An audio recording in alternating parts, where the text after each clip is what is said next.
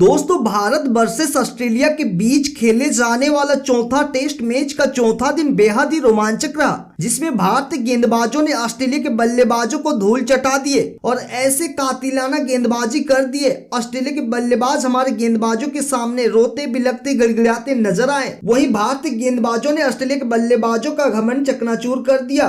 Bharat versus Australia के बीच आज का चौथा टेस्ट मुकाबले के चौथा दिन का पूरा रोमांचक मुकाबला का हाईलाइट इस वीडियो में दिखाएंगे। उससे पहले आप सभी को क्या लगता है, भारतीय टीम के जसप्रीत बुमराह, आकाशदीप और मोहम्मद सिराज में सबसे बेहतरीन खिलाड़ी कौन है? कमेंट में जरूर बताइएगा। दोस्तों, इंडिया और ऑस्ट्रेलिया के 5 टेस्ट मैचों के सीरीज का चौथा मुकाबला अभी खेला जा रहा है। वही पहला टेस्ट मुकाबला भारतीय टीम ने 295 रन से जीता था, जिसमें भारतीय बल्लेबाज यशस्वी जायसवाल और केएल राहुल ने बेहद ही शानदार पारी खेले थे। उसके अलावा विराट कोहली ने भी शतक जड़ दिए थे। वहीं भारतीय गेंदबाजों की बात किया जाए तो जसप्रीत बुमराह और मोहम्मद सिराज ने कमाल की गेंदबाजी किए थे, जिसके बदौलत भारतीय टीम को पहला जीत मिली थी। वहीं दूसरे मुकाबले में ऑस्ट्रेलिया ने पलटवार करते हुए भारत को 10 विकेटों से हराया, जहां भारतीय बल्लेबाज ऑस्ट्रेलिया गेंदबाजों के आगे टिक नहीं पाए। बात की जाए तीसरा टेस्ट मुकाबला की तो बारिश के कारण तीसरा टेस्ट मुकाबला ड्रॉ हुई और यह मुकाबला ना तो भारतीय टीम ने हारी, ना ही ऑस्ट्रेलिया को जीतने दिया। यह मुकाबला बारिश के कारण पूरी तरह से ड्रॉ हो गई। अब चौथा टेस्ट मुकाबला की बात किया जाए तो चौथा टेस्ट मुकाबला भारतीय टीम के बल्लेबाजी पूरी तरह से फ्लॉप होती हुई नजर आ रहे थे, लेकिन टीम इंडिया के भारतीय बल्लेबाजों ने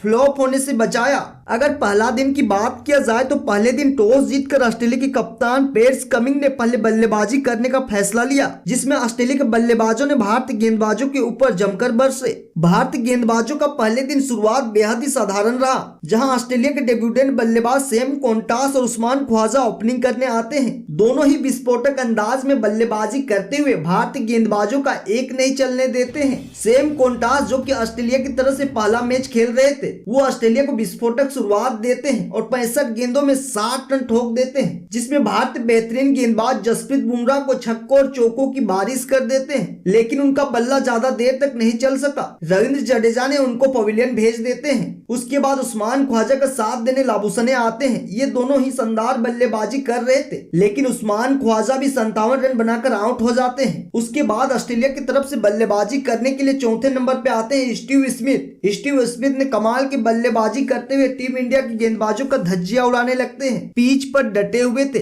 आउट होने का नाम नहीं ले रहे थे। भारतीय गेंदबाजों को एक एक करके उनकी धुलाई करते जा रहे थे। वहीं पहले और दूसरे दिन को मिलाकर वो जो 140 रन ठोक देते हैं और उनका साथ दे रहे थे पैट कमिंस जो है 49 रन बनाकर आउट हो जाते हैं। भले वो अपने अर्धशतक से 1 रन से चूक जाते हैं, लेकिन टीम इंडिया के लिए एक विशाल स्कोर खड़ा कर देते हैं, जो कि 474 रनों का होती है, जिसका जवाबी में इंडिया टीम की तरफ से रोहित शर्मा और यशस्वी जायसवाल बल्लेबाजी करने के लिए आते हैं और वे दोनों विस्फोटक अंदाज में बल्लेबाजी टिक कर करना चाहते थे, लेकिन उसी दौरान जो भारतीय टीम के कप्तान रोहित शर्मा जो अपना हथियार डाल देते हैं और 3 रन के स्कोर पर आउट हो जाते हैं। भारतीय कप्तान रोहित शर्मा फिर एक बार फ्लॉप हो रहे थे। नंबर 7 के बाद ओपनिंग में भी फ्लॉप नजर आए। वहीं यशस्वी जायसवाल बेहतरीन पारी खेल रहे थे और उनका साथ देने आते हैं क्रीज पर केएल राहुल, जो कि ऑस्ट्रेलिया के सरजमी पर बेहतरीन खिलाड़ी माने जाते हैं और बॉर्डर गावस्कर ट्रॉफी में कमाल के प्रदर्शन कर चुके थे। ऐसा लग रहा था कि यही एक खिलाड़ी है जो कि इंडिया की नैया को पार कर सकते हैं, लेकिन उनका भी जलवा ज्यादा देर तक नहीं चल सका। वे भी 24 रन बनाकर आउट हो जाते हैं। इस तरह से भारतीय टीम का 51 रन पर 2 विकेट गिर जाती है। उसके बाद यशस्वी जायसवाल का साथ देने के लिए नंबर 3 पर आते हैं विराट कोहली ऐसे शेर हैं जो कि ऑस्ट्रेलिया के गेंदबाजों का ढेर कर सकते थे।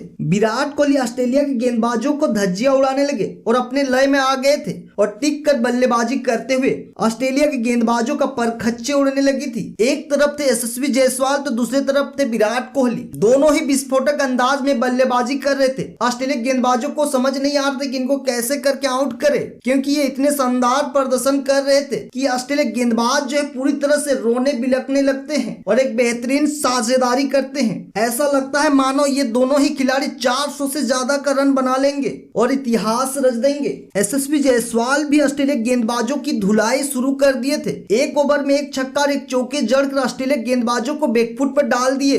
यशस्वी जायसवाल के विस्फोटक अंदाज की बल्लेबाजी से ऑस्ट्रेलिया गेंदबाजों की छक्का छुड़ने लगी थी। ना तो ऑस्ट्रेलिया गेंदबाज रन रोक पा रहे थे, ना ही विकेट ले पा रहे थे, क्योंकि एक तरफ थे विराट कोहली और दूसरे तरफ थे यशस्वी जायसवाल। दोनों ही रन ऐसे बना रहे थे मानो रन मशीन है। लेकिन दूसरे दिन के आखिरी सेशन में विराट कोहली और यशस्वी जायसवाल के मिसअंडरस्टैंडिंग के कारण यशस्वी जायसवाल जो है आउट हो जाते हैं। उनके आउट होने के बाद ऐसा लगता है कि टीम इंडिया पूरी तरह से टूट के बिखर गई, क्योंकि दूसरे दिन के लास्ट सेशन में फिर से एक बार बहुत बड़ी गलती हो जाती है, जिसमें विराट कोहली फ्लिक करना चाहते थे लेकिन वो जो सीधे स्लिप के हाथ में चली जाती है और इस तरह से विराट कोहली भी पवेलियन लौट जाते हैं और उससे पहले आकाशदीप भी बिना रन बनाए आउट हो चुके थे। इस तरह से दूसरे दिन इंडिया का 5 विकेट गिर चुकी थी। कहां एक तरफ थे 2 विकेट और यशस्वी जायसवाल के मिसअंडरस्टैंडिंग आउट की वजह से इंडिया टीम 5 विकेट गंवा देती है। लेकिन तीसरे दिन टीम इंडिया ने कमाल की बल्लेबाजी करते हुए कमबैक करते हैं। उसके बाद क्रीज पर बने हुए थे ऋषभ पंत और रविंद्र जडेजा।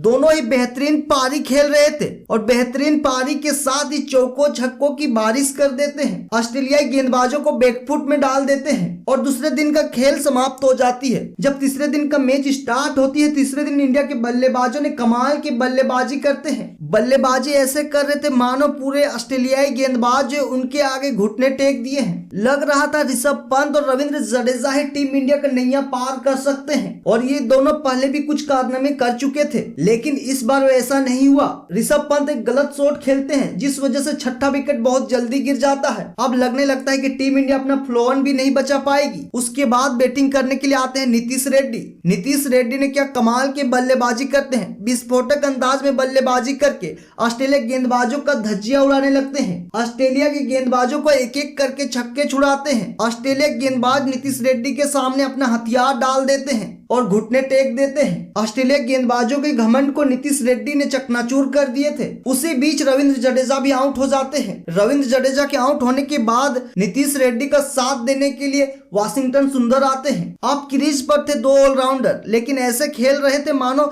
ये प्योर बैट्समैन है। एक तरफ थे वाशिंगटन सुंदर और दूसरे तरफ थे नीतीश रेड्डी। दोनों ही विस्फोटक खतरनाक अंदाज में बल्लेबाजी कर रहे थे। ऑस्ट्रेलियाई गेंदबाजों को ऐसे धो रहे थे मानो उनकी धुलाई वॉशिंग पाउडर निरमा से हो रही है। ऑस्ट्रेलिया गेंदबाजों को समझ नहीं आ रहा था कि 7 विकेट लेने के बाद इन दोनों को कैसे हम लोग विकेट लेंगे, क्योंकि ये दोनों बल्लेबाजों से भी बेहतरीन खेल रहे थे। ना तो ये दोनों आउट हो रहे थे, ना ही रन रुक रही थी। एक तरफ रन बढ़े जा रहे थे, दूसरी तरफ ऑस्ट्रेलिया गेंदबाज परेशान हो रहे थे। ऑस्ट्रेलिया के गेंदबाजों को धो धोकर बुरा हाल कर दिए थे। उनके पसीने छूटने लगते हैं। वे सोच में पड़ जाते हैं कि इन दोनों को कैसे आउट करे, क्योंकि नीतीश रेड्डी ऐसे बल्लेबाजी करते मानो तूफान सा छा गया है और उस तूफान में ऑस्ट्रेलिया गेंदबाजों ताश की पत्तों की तरह बिखर गए थे। एक एक करके सबकी धुलाई हो रही थी, सबकी धज्जियां उड़ाई जा रही थी। एक तरफ थे वाशिंगटन सुंदर तो दूसरे तरफ थे नीतीश रेड्डी। दोनों ने बेहतरीन बल्लेबाजी कर रहे थे और इसी बेहतरीन बल्लेबाजी से 300 का आंकड़ा भी पार कर देते हैं इंडिया टीम। जिसके बाद नीतीश रेड्डी जो अपने अर्धशतक कंप्लीट करते हैं। अपने अर्धशतक कंप्लीट करने के बाद जिस तरह से सेलिब्रेशन करते हैं, वो सेलिब्रेशन पूरी दुनिया में छा जाती है, क्योंकि पुष्पराज झुकेगा नहीं साला। ये सेलिब्रेशन करके